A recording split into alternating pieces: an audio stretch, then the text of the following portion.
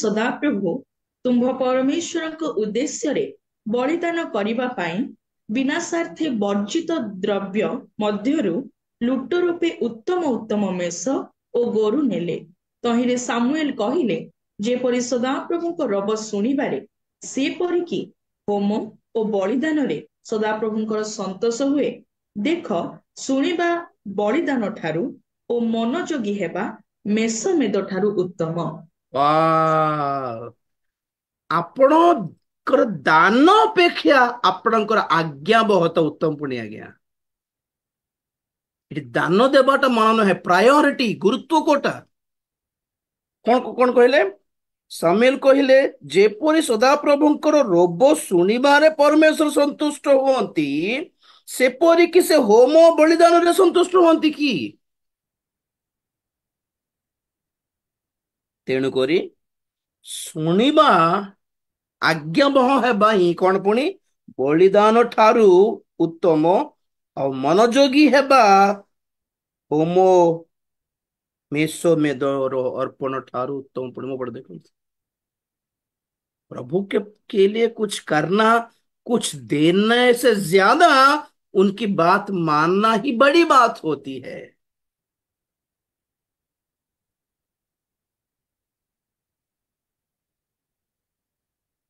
बेड़े बेड़े दान देवाटा सहज, दान कि हाँ दे देवा आसिक आंठु माड़ ना सेटा हे पारिबनी। People can't do that. हाँ चर्च घर पर हमको जिन दरकार आगे दरी परी दरकार पड़ हाँ किणी देबा 3 दिन फास्टिंग रही आस बोल ना पारिबनी आगे काम अच्छी पारिबे नहीं।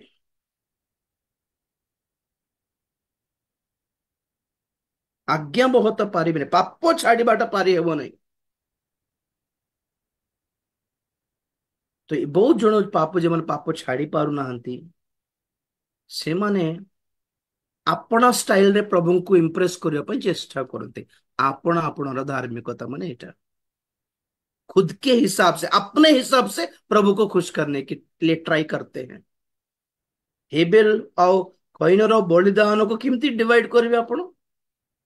हेबेल देखले कोटा देले परमेश्वर खुशी हेबे, चिंता करले एटा देबे कि प्रभु खुशी लगे कि निजे ट्राई कर क्या देने से वो खुश होंगे। प्रभु की खुशी ही प्रायोरिटी था हेबेल का। और काइन का अपने हिसाब से मत एटा देवा इच्छा लगुच एटा ही देवी से ग्रहण करले करंतु नले नहीं आमर आमर हिसाब रे देलु आमे जहा पारलु सेटा देलु।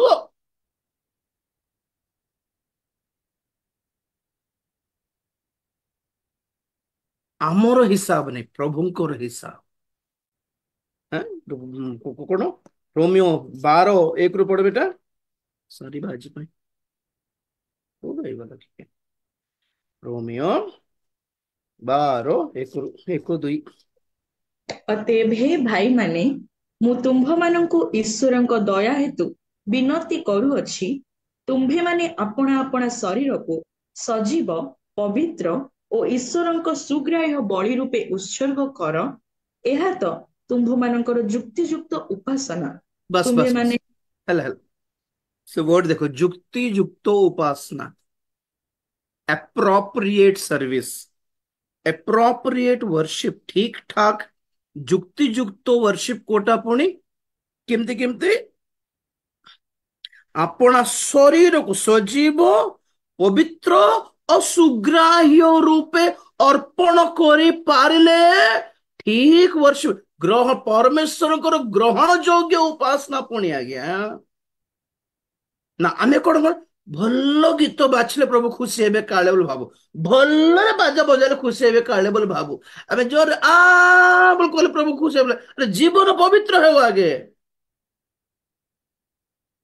आमर राग ठारू आमर राग ठारू आमर कंठ ठारू जीवन पवित्र हेबाटा देखिकी से और खुशी हो पुणी। असुची लोक मानकर भल स्वरर गीत अपेक्षा पवित्र लोक मानकर बेसुरा भी प्रभु गौरवान्वित हो पारते जानते ना नहीं। स्वर नहीं किंतु जीवन पवित्र। आम जनकर जीवन असुची କିନ୍ତୁ କଣ୍ଠ ଏତେ ମଧୁର ଯେ ଭୂତ ମାନଙ୍କୁ ବି ଭଲ ଲାଗୁଛି। ବଢିଆ ଗାଉଛି ନାଇଁ କିରେ? ଭୂତ ମାନେ ବି କଥା ହଉଥିବେ, ବଢିଆ ଗାଉଛି।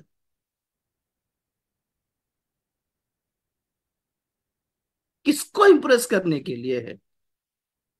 लोगों को इंप्रेस करने के लिए खुद का तरीका है, लेकिन परमेश्वर को इंप्रेस करने के लिए परमेश्वर का तरीका अपनाना है बस। अपना अपनार धार्मिकता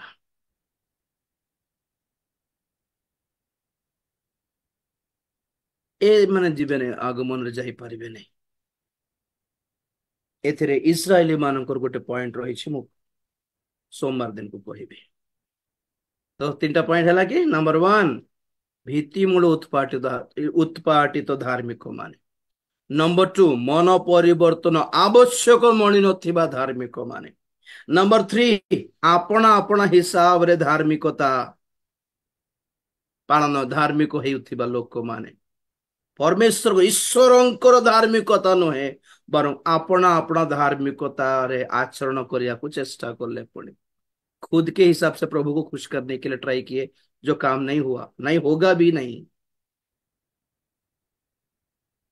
तो प्रभुଙ୍କର आगमन रे एमिति प्रभु बाछिबे।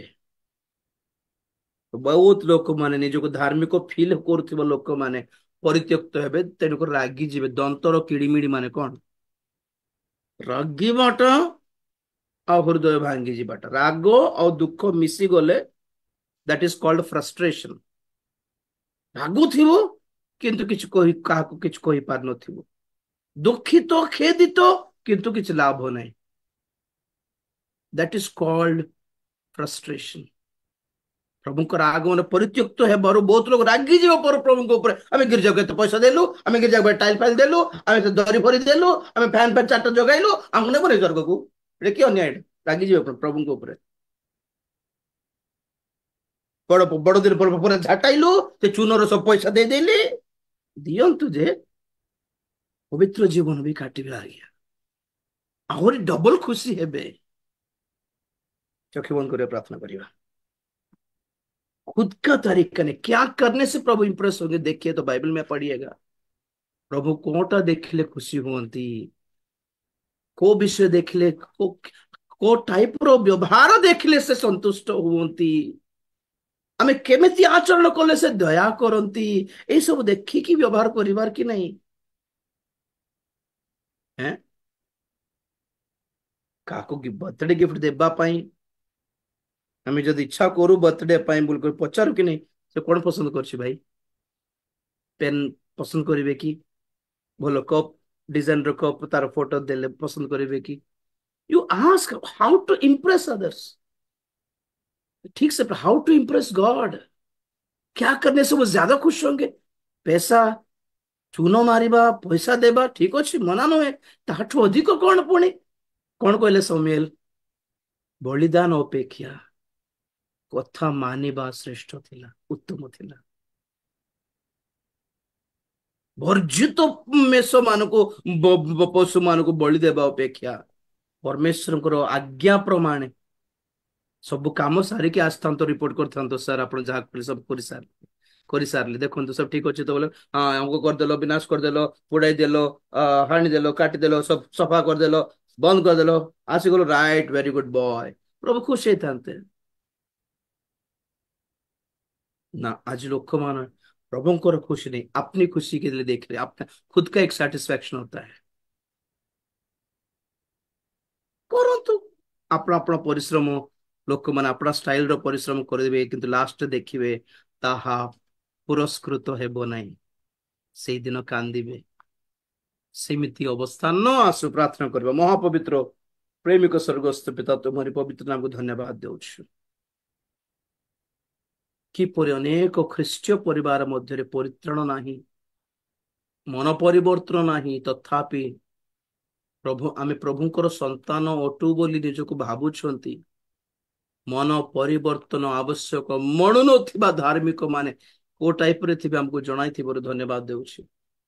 सही प्रकार निजस्वर धार्मिकता निजर अपना स्टाइल रो धार्मिकता केमिति लोक माने ट्राई करंती तुमको इंप्रेस करबा को, ताहा मध्य आज तुम प्रकाश करथिबार धन्यवाद देउछि प्रभु। सेई भली दल आमको रहिबाकू दियो नाही। ईश्वरीय धार्मिकता प्राप्त हेबा पय हमको सहाय्य कर। कौन करले केमिति व्यवहार करले तुम्हें खुशी हेबो, तुम्हें संतुष्ट हेबो, ताहा जानी सेई प्रकार आचरण करबा को हमको सिखाओ। दया कर। आत्मिक ख्रीष्टीय वाक्य रो भित्तिमूल आम आत्मिक जीवन रो गोटे विशेष भित्तिमूल मूलदुआ स्थापित हेउ बोली प्रार्थना करुछि। वाक्य शुणुथिबा समस्त को आशीर्वाद कर, दया कर। आगमन रे उठा जीवा मंडली रे जेपरि आमे मध्य स्थान पाइबु एथि मत आम तुम्हें प्रस्तुत करो, दया करो, अनुग्रह करो, साहाय्य करो, तुम्हें गौरव पाओ। धन्यवाद दे प्रार्थना प्रभु जीशु ख्रीष्ट पवित्र नाम रे मागिले पिता, आमेन। एते बेले पिता परमेश्वर प्रेम पुत्र प्रभु जीशु ख्रीष्ट असीम अनुग्रह पवित्र आत्मा शांति सहायता सहभागिता प्रभुंकर गौरवमय द्वितीय आगमन पर्यंत आम समस्त सदा सहवर्ती।